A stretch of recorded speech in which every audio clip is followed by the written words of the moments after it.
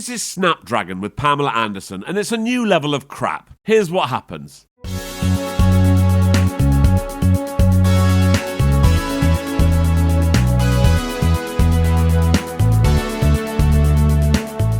I'm Jay Harangue and I talk about soft porn and stalker movies. You should subscribe. So this couple are sleeping in this tent somewhere and a load of Chinese people come in, kill them and steal their daughter. Then she's taken on a boat and she's locked in this cage. This fat guy buys her and this woman gives her a tattoo. The girl won't stop crying, so the tattooist tries to cheer her up by shouting dog breeds at her. We don't know the purpose of all this yet, but it sounds like her buyers have high hopes for her. You will be the best ever. The girl's all grown up now and she's killing men during sex. After she's killed them, she always covers their eyes with silk, then draws this symbol on the mirror. Next we meet Sergeant Peckham, or Peck as she's known, and she poses as a hooker to arrest clients.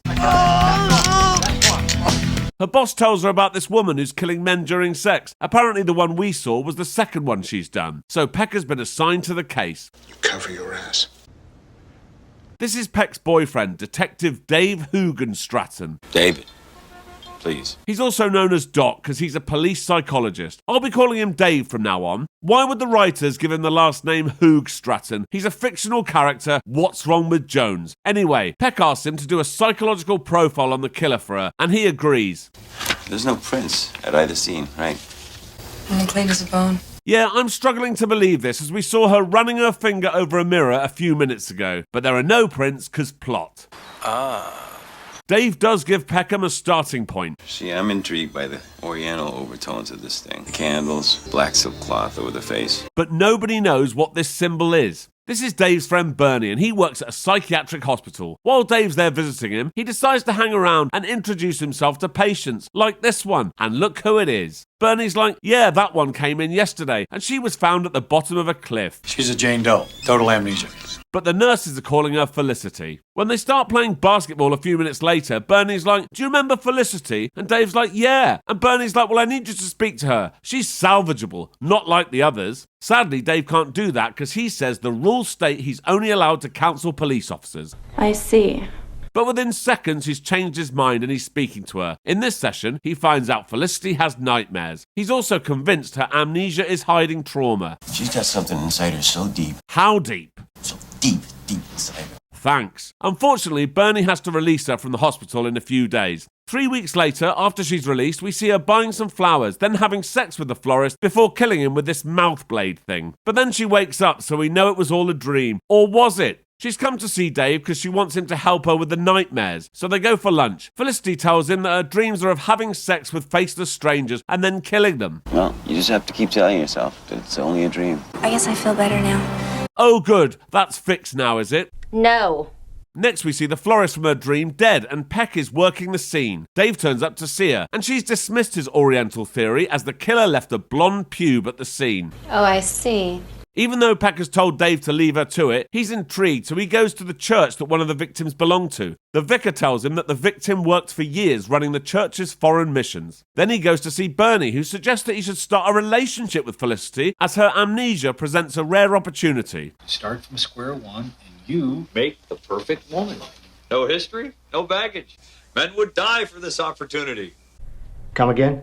Now, while I can see the appeal of a young Pamela Anderson with amnesia, surely this sort of talk is frowned upon in the psychiatric community. Yeah, you're right. You're absolutely right. Anyway, Dave tracks her down and takes her to lunch at a Chinese restaurant. He seems to now suspect that Felicity is the killer that Peck's looking for. Later, Dave and Peck go for a run together. Not sure why Dave's running like this, but whatever. Peck says the blonde pube she found could point to a Western girl raised in the Far East. But Dave's like, grow up, Peck. You're never going to find the killer. Dave's done a bit of digging himself and goes to the florist where the last victim worked. He sees Felicity there and follows her, but she's gone round the corner. And because Dave's a rubbish police officer, he has no idea where she's gone. Dave then goes to meet Bernie, who's patronising a hot dog vendor. Very nicely done, Hank. Thanks very much. He asks Bernie for Felicity's file, but Bernie's like, I can't do that. That's unprofessional. Clearly forgetting that he was encouraging to start banging her last week. That was a joke. Yeah, right. Yeah, okay. Dave's like, look, just give me the file. Why do you sound so desperate? Bernie refuses to hand over the file, so Dave goes to the hospital where he met her and starts questioning the nurse. She tells him that Felicity has a mark tattooed on her thigh, which looks like the thing the killer is drawing on mirrors. When he goes to a Chinese librarian to find out what it means, she says it's a Snapdragon. It's the mark of the Virgin.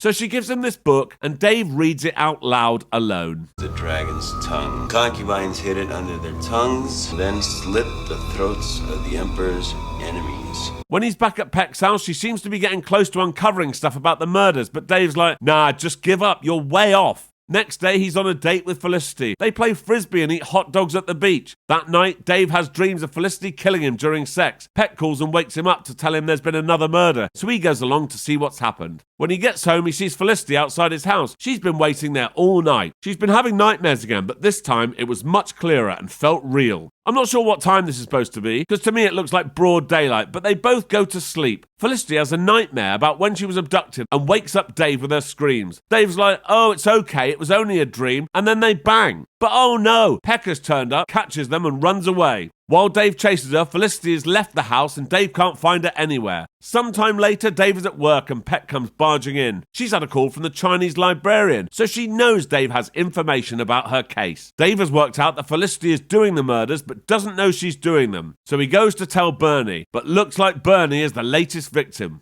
Oh, shit! Peck comes by to tell Dave she's sorry his friend's dead, and he's like, it's my fault, I know who did it. Peck's like, who? Dave's like, remember that blonde woman that you walked in on me banging the other day? Yes.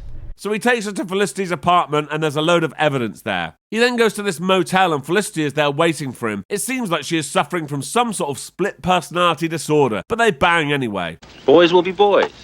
In the morning, Dave wakes up alone at the motel and Peck comes in. She's like, right, where is she? But Dave doesn't know. She's gone back to her apartment, and when she gets there, someone is waiting for her.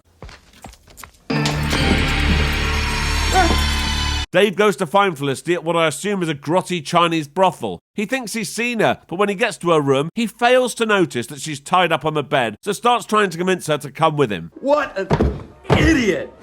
But then someone comes up behind and hits him with a stick. Just help. It looks like Dave was wrong all along and Felicity wasn't doing the murders. It was her twin sister. What? Who's been trying to frame her for the murders. What a pile of shit.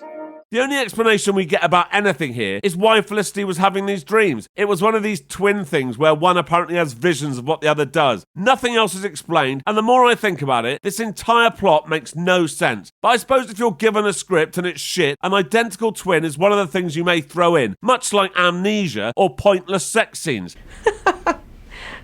True. Anyway, then Felicity gets free and there's this fight.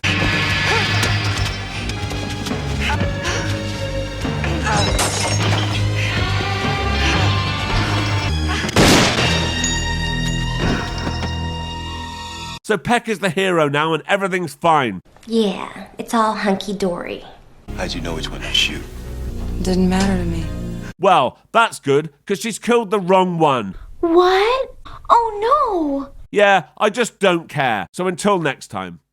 Thank you for watching. If you enjoyed this, please like and subscribe and check out this other video. Thank you.